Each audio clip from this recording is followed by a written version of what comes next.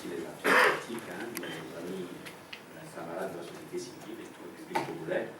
Bon, je ne sais pas de quel processus qui est engagé dont vous avez parlé. Vous avez posé une question.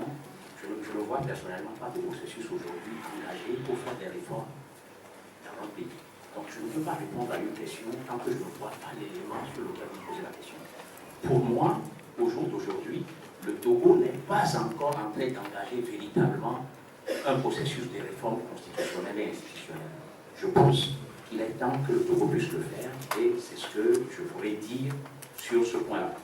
Si vous me permettez de poser une question, je poserai la question au représentant de l'UNIR qui a parlé de caducité de l'APG. Je crois que l'APG, comme l'a souligné tout à l'heure Madame Isabelle Améganvi, a un certain nombre d'éléments qui sont des éléments fondamentaux. Et je n'étais pas au Togo en 2006, en 2005-2006, mais de ce que j'ai pu comprendre, la communauté internationale tout entière et nationale a compris que le Togo avait un certain nombre de problèmes, qui sont des problèmes récurrents. Et ces problèmes récurrents, en essayant de leur trouver des solutions, on les a identifiés. Et les plus importants de ces problèmes concernent justement les réformes constitutionnelles et institutionnelles, notamment la limitation de mandat, la possibilité d'alternance, les problèmes de l'armée, les problèmes d'organisation des élections.